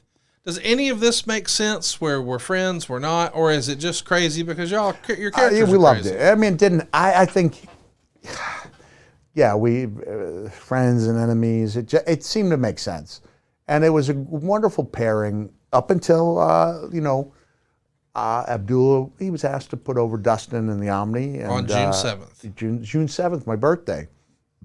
So that's cool to know. We were together for almost a year. We were together for about 11 months on TV, rode for most of that time together. Laid face down with 27 guns aimed at us in North Carolina. Yeah, we were stopped and told we looked exactly like two bank robbers. And I remember going, we look exactly like two. And I'm, champ, stay under control. We were driving along, and we had Brian Knighton, Axel Rotten in the back seat. And we start seeing one police car after another, and there's about 4 ahead of us, and there's 4 behind us, and now we got them. those lights come on, no messing around. We're on our stomachs, hands behind our heads, guns of all sorts trained at us. And we were told that Abdullah and I met the description of the bank robbers. So there was another 420-pound black man with grooves so deep he could put his poker chips in them, and another 307-pound guy with shoulder-length hair. We were out there. I love that you were so excited. We look like bank robbers. We're real heels, damn it. I was upset about it. I was upset because that's a traumatic thing, right? To have that many guns on you, like sure. it was a scary moment. But I remember snapping and being like, that just sounded ludicrous. And Abdullah trying to appeal to my, senses. Champ, take it easy there. Take it easy there. Yeah, that was a pretty ominous situation to be in. It's just a shame WCW cameras weren't there to capture it. Do you remember being at the Omni the night he quit? Yeah, I do. Does he come say goodbye? Is he frustrated, or is it just one of those? It was just one of those things. Like he felt like they wanted him to leave, so they, did a reverse making of the offer he couldn't refuse. They knew he wouldn't do it, and that was Abdullah's feeling. No hard feelings, champ. Love you. And I remember champ, we will always be together. That's what he said. And while it didn't seem to make sense, again, I think that was WCW's way of, of taking Abby off the roster. You would leave WCW in '94, and we could only find where you guys had one more match against each other. You went to a no contest and a no DQ match on September 24th in Georgia for Peach State Wrestling. Yeah. 425 fans there. Do you think that's your last match against Abby? I think so, yeah. Wild brawl all over that gymnasium. Your last match in WCW, you wrote about this in your book. I entered the ring for the night's final match to a smattering of applause, and one guy yelling, "You suck, Cactus Jack." I was sporting a piece of white athletic tape on my head, which was covering a small wound I suffered 2 days earlier in a match with my old partner, Abdullah The Butcher. He had accidentally punctured my forehead with one of his foreign objects, and as a result, had a small but deep hole in my forehead. That's not a sentence that you hear a lot of times. He accidentally stabbed a small and deep hole in my forehead. You never write that you considered it, but did you consider working with Abdullah The Butcher dangerous? My wife was concerned because of the HIV and the free flow of blood. She was worried about that. Just to add context, the Magic Johnson thing really took over in 1991. Abdullah The Butcher and I were in Los Angeles because we were working the same venue that the Lakers played at, which was the Forum. We were taking a walk on the beach when I got the news about Magic Johnson, who had just given that interview at the Forum, and it was really at that time HIV was thought to be a death sentence. Yes. Nobody thought nobody would have thought he'd still be here now. Yeah, 32 years later, he's around, he's in great health. That was a devastating blow to the entire sports world. I mean, the world at large. He was such a beloved figure. But I always remember we were right there in Los Angeles at the Forum, several hours, and I got the news when I was on the beach, walking on the beach with Abdullah. And it was a concern, but at the same time, you had those blinders on, to where I'm hearing what all the veterans are telling me about the elbow drop and how I'm going to need, a hip replacement, one of the great legends tell me I'd be in a wheelchair by the time I was 30, not 40, 30. And so you're hearing it, but you're also dead set on accomplishing what you wanted to accomplish. I did take it seriously because it was such a concern of my wife's, but I don't think it stopped me from, doing the type of matches that I thought I should have. We'd be remiss if we didn't talk about that. Once upon a time, there was a controversy associated with a blood disease and Abdullah the Butcher. But I'm curious if even that changed your opinion about blood and wrestling. Have to think of what year was that? I mean, I would say it's been in the mid 2000s. Yeah. So if we want to call it 07, Yeah, 08, by then I was done wrestling. You can still have an opinion about. Yeah. I don't know all the facts. Whether Abdullah knew that he had. Just the idea that I'm not saying we should say whether or not Abdullah did or didn't, or I don't know any of those details. I just mean in terms of, it's one thing when you hear, hey, a basketball player had this circumstance. Yeah. It's another thing when it's, hey, this is a guy I used to ride in the car with, and he wrestled a similar style, and we did a lot of the same similar things. And if timing was different, man, that might have been me. Could have been me, yeah. Right. Could have been me. So I'm not here to, throw stones at Abdullah. I'm just saying, just like we've all sort of said, man, we know much more about head trauma. Maybe we should rethink our approach. Does any of that change the way you feel about blood in wrestling? Well, I always felt like it had a place, and I've been around when it was overused, and I've been around where it was underused or extinct.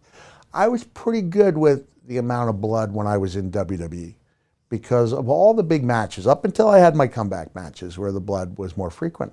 I think I was only in 4 or 5 bloody matches. Right.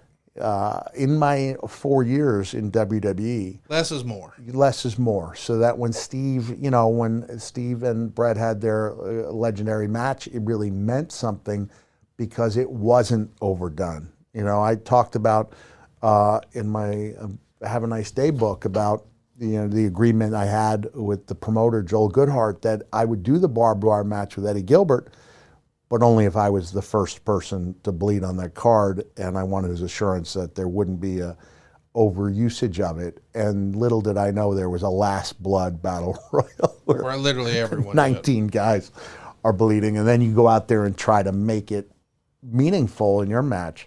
So I'm sure there were times when I was involved in bloody matches that didn't need to be bloody. Right. I was in some others that could have, where the blood would have taken a good match and made it great, or taken a great match and made it legendary. But, I did pretty well for myself in WWE during my main 4 years there, where I rarely bled. And I did pretty well in WCW even after they put the Ixnay on the bleeding. So I didn't feel like I had to have it. Right. I thought I had it in perspective. Maybe I used it a little more often than I should have, but I also don't think I overused it, or else my fair complexion would look considerably different. I'm curious, when you look back at all the violence of some of these characters, whether it was the Sheik or Abdullah or yourself, and then you see how, boy, deathmatch wrestling, they've really turned it up several notches. Mm-hmm. Razor wire, razor boards, the big skewers, light tubes, lots of stuff that you guys never really ventured into. I'm sure, just like with the evolution of wrestling, I hear that back in the day, people would say, oh, Flair and Steamboat, they're going too fast. They're doing too many high spots. Yeah. And now these days, those same guys are saying, boy, the kids these days are just going too fast. And so it evolves. But where do you stand on more modern deathmatch wrestling? I haven't watched that much of it. I was on hand for Moxley and Nick Gage.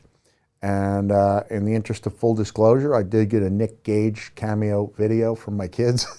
MBK all freaking day. 2021. And made sure Nick knew, all right, while I choose not to curse very often. He should. You should. So Nick ran off more F-bombs in a 2-minute video than the kids have heard their dad use in 20 years. Yes. That's shoot, Huey says, my youngest said, outside of my shows where I drop the 1 F-bomb a night, he's only heard me use it 3 times, and he's almost 20 years old.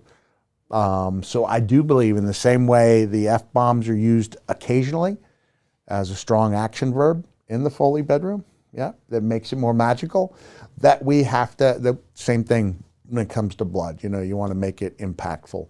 But going back to deathmatch wrestling, I don't like light tubes because they don't rate high on the Foley instantaneous risk-reward ratio analysis, because to me, there is a potential for fans to get injured, and I don't like that. I don't like it.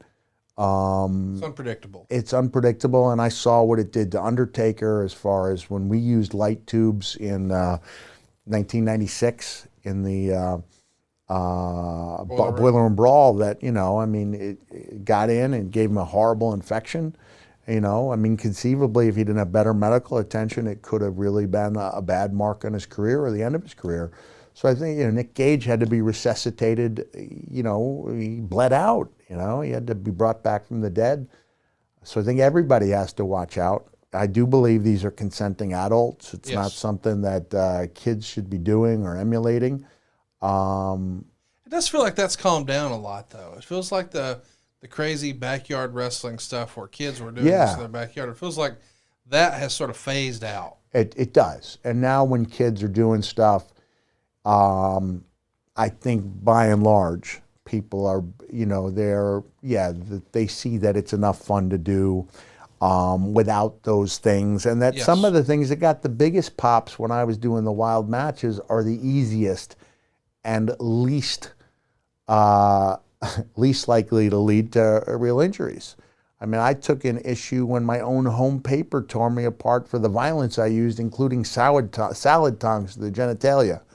And I remember calling up the editor and saying, can you point to one incident in real life where someone has been injured with salad tongs? You want to point that out to me? As I'm not aware that that's happened. And yet you could get a monster pop, one that would just last for, you're talking about a 15, 20-second pop, depending on which member of the nation was willing to run in place and sell it. But it would be monstrous to where, if you got a good heel like The Rock who would run in place and circle around the ring, you're giving every person a great view. At the goings-on, nobody's getting hurt. And I think, incorporating some of the fun stuff, like cheese grater. Has there ever been an instrument of destruction easier to feign than a cheese grater? And if you're really applying pressure and really dicing someone's head, you're doing something wrong. Yes. Yeah. It's also worth mentioning, and again, I don't know, I'm just guessing, you probably made more money with a sock puppet than any other weapon.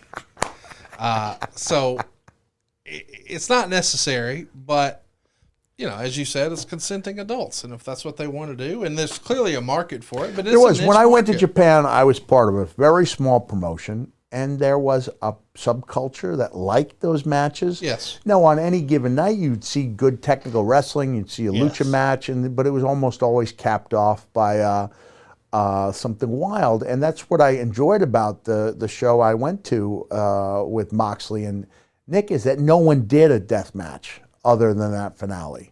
That there was some great stuff, I got to see Marco Stunt do his thing, and I got to see Thunder Rosa, at the first house show I'd ever seen Thunder Rosa at. Like, they were tearing the house down with the other stuff. And now it's really a perfect time to, now you do have to follow through what you promised, which is a wild and violent match, and those guys did. Let's talk about Abdullah the Butcher. What you sort of alluded to it earlier. We didn't have a falling out. We just lost touch. And you even sort of insinuated that when he left the Omni, it was just your riding partner of all these months is just gone. I would have thought I would catch up with Abdullah more over the years than I did. Yeah. But he was kind of coming to that tail end of his full-time working. I did run across him a few other times over the years, but not much. I wish I had. I did go with Dennis Brent to Abdullah the Butcher's house of ribs and Chinese food, but I don't know if I've seen him more than 5 times since that last time we said goodbye at the Omni. Isn't that weird? And maybe it shouldn't be, because we fans who are listening to this, myself included, we sort of romanticize wrestling a little more than just a traditional job. But when I hear stories like what you just said, I sort of remind myself that it is, boy, I hate the way this sounds, but it is just a job. And so a lot of us have like work friends who we're tight with. we spend at least 40 hours a week with. Yeah. We're laughing, we're joking. And maybe we work together 5-10 years, and then somebody moves, somebody gets another job, and you don't mean to, but you just sort of fall out of touch with those folks. It's not like you had a falling out, but they were kind of your work friends. Well, I want to assure people that the genuine feelings of, warmth and affection for so many of these people. But I remember Rick Rude saying when we caught up in WWE before Rick left for WCW over the Owen Hart Montreal, over the Bret Hart Montreal screw job. Yeah. And he was like, he always called me Cackles. And he was like, it's been 2 years, you just pick up where you left off. So I just assumed that Abby was a guy I would see regularly from that point on. And this is the day in the age before texting, yes, before social media, and it became much easier. It's just taking, we did an episode on China. Yes. There was, rumor that Joni had made an attempt on her life, and it becomes much easier, more comfortable to reach out and let someone know you're thinking about them via text messages. And, the stuff I've done as Santa for my colleagues is done largely through text messages, yes, or back when I was on Twitter, through direct messages, sometimes with people I never worked with, some of the people I never worked, I never had a chance to work with Becky, right, and people, the females, and they have children. One of the relationships I love the most is Lacey Evans, because I don't know her that well beyond being Santa, yes, to her children. But yes, she knows she's going to get a message from me like every middle of November, and I yes, think that's something that, she really looks forward to. Absolutely. So I would say, not to plug the upcoming show on A&E. Hypothetically, if I am hosting a show, and you might be, one of the most fun parts for me is connecting with the guys.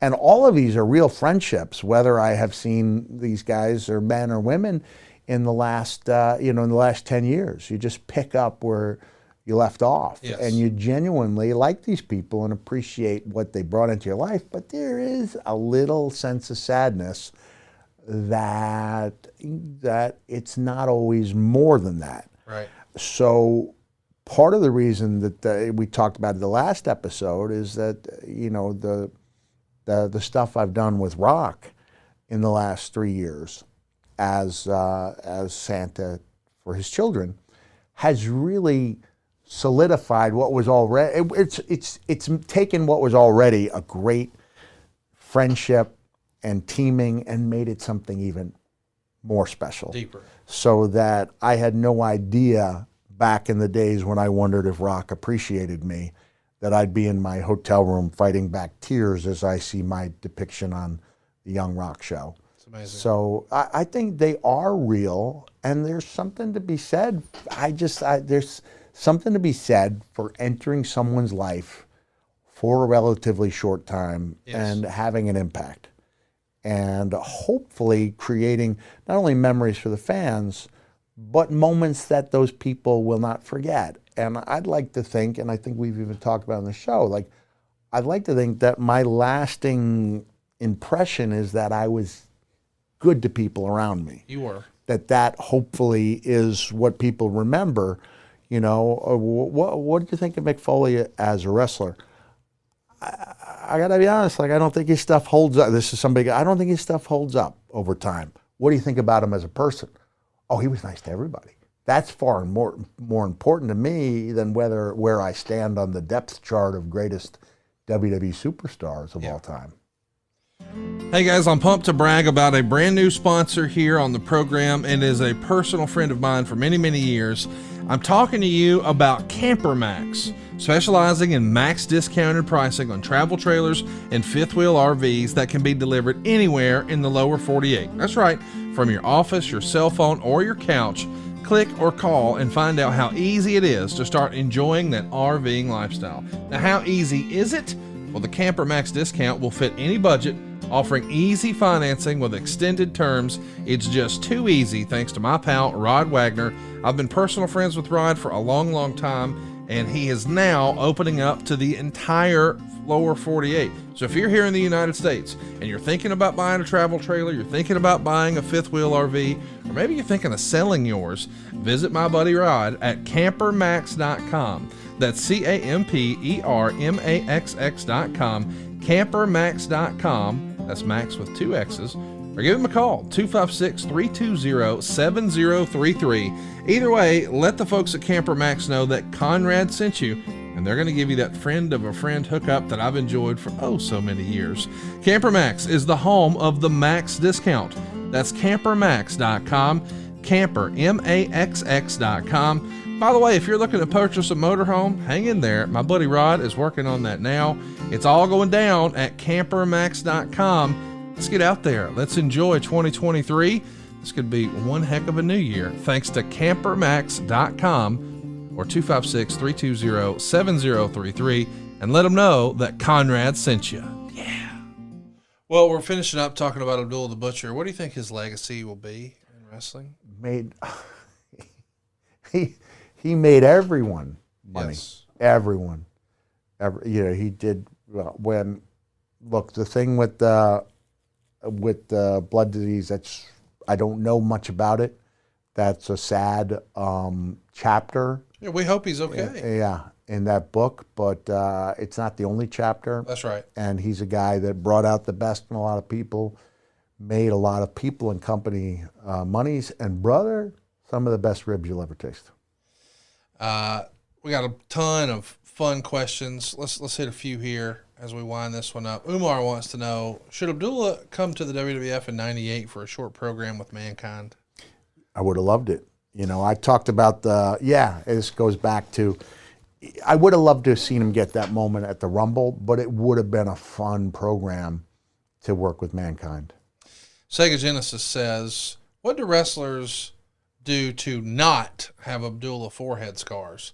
I think I've heard Flair mention Neosporin in his book, but I don't think that could have helped in this case.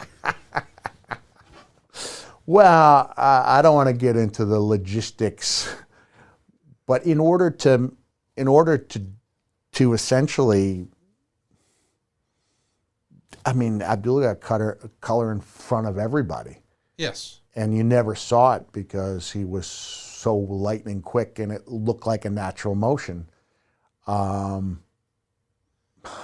I hate talking shop like this. We don't have to. The problem with going along with your natural wrinkles, frown lines, is that old school is people see the elbow out here. Yes. And that's a giveaway. Back when it was important in drawing money that be secretive. And it's much more natural, but much more long lasting if you're going down. Yeah, and Abdullah would do that.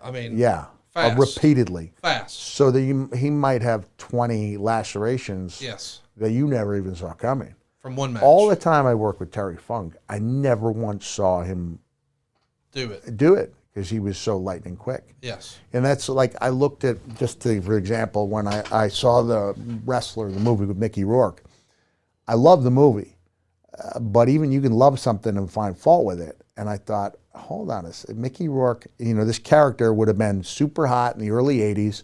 He would have been a baby face who did the territories.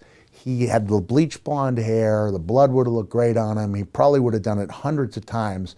You can't tell me that he would take a bump, slowly open up his tape, then maneuver his gimmick. Yes. He would have been, boom, he would have had it before he even knew he had it. Yes. But then that doesn't make for good cinema. Even though I think it could have been shot in a way that could have showed the art of getting juice. Is there a more obvious one than that famous Captain Lou Albano one? Where Lou's getting hit in the back. He's going right in front of the camera. Just right in front of the camera. Well, in Japan, it was considered a badge of honor for the media to see you do it. So to prove that you were committed. Prove that you were committed. So it was always a struggle. Some of the time you knew going out there, especially when you didn't have a chance to talk to your opponent ahead of time. You're in different parts of the building. But I would try to just get them to understand that if we're doing a barbed wire match, blood should come from the barbed wire. Yes. If you're doing the tag, then it should come from the tacks. That it shouldn't come from a ring post. That you don't graduate from a ring post where you've already gotten your color.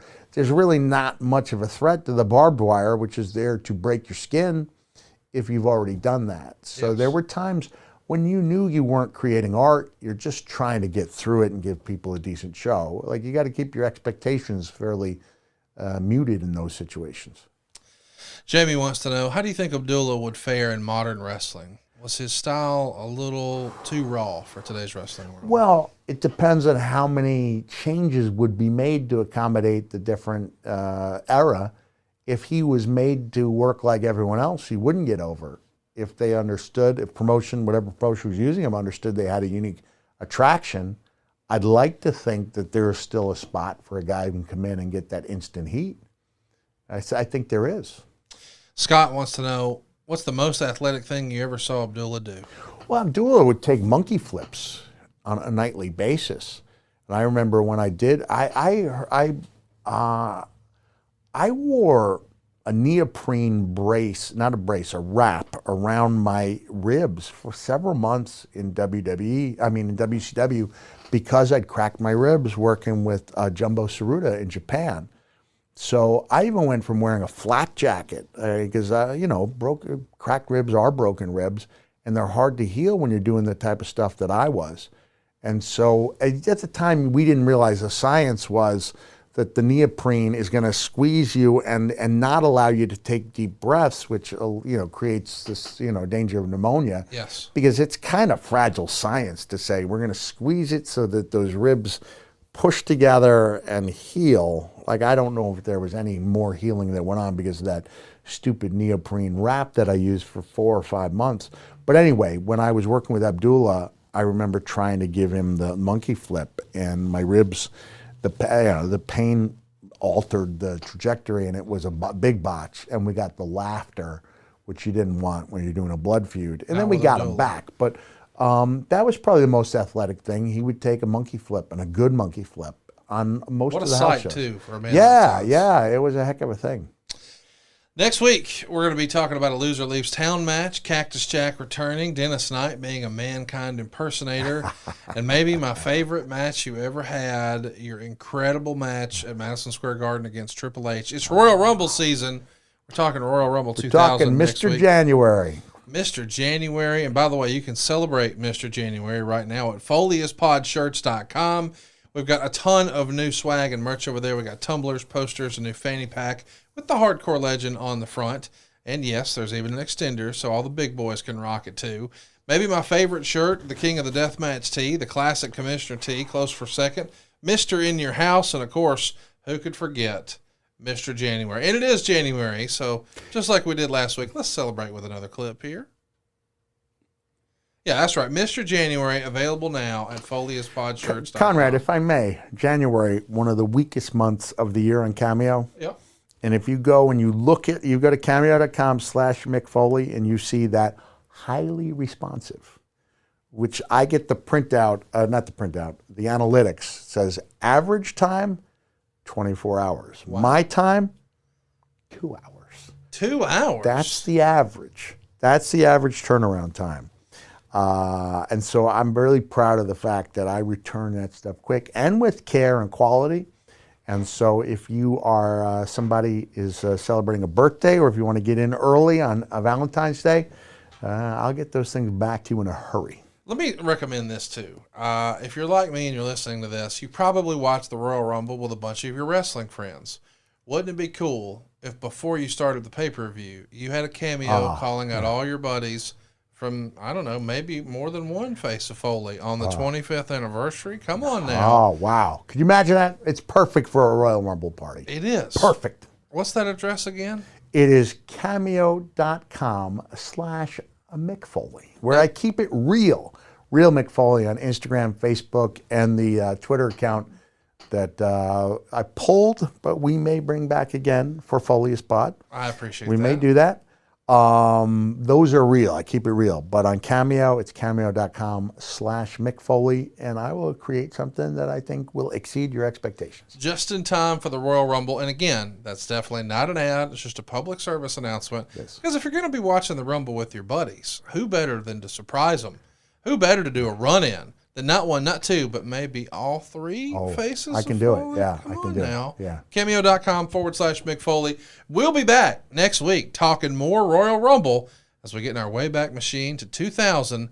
I can't wait to talk about that match with you and Triple H. It's going to be great. Right here on Foley is Pod. Can't believe this is real, but Wooo Wings, your very own virtual restaurant concept, is now open, and fans can enjoy the legendary flavors and world championship wings by ordering with their Uber Eats or Postmates app. Wooo Wings is now open in Nashville, San Antonio, Jacksonville, as well as Huntsville and Tuscaloosa, right here in Alabama. Many more locations coming soon. As a virtual restaurant, Wooo Wings is looking to partner with existing restaurants in major metro areas. Tell your favorite sports bar or local restaurant you want Wooo Wings in your town, and to visit RicFlairWings.com for more information on how to become a partner. But if you're in Nashville, San Antonio, Jacksonville, Huntsville, or Tuscaloosa, just hop on your Uber Eats or Postmates app and look for Wooo Wings and try the only chicken wings worthy of carrying the name of the 16-time world heavyweight champion, Wooo Wings. Be sure to check out RicFlairWings.com to become a partner.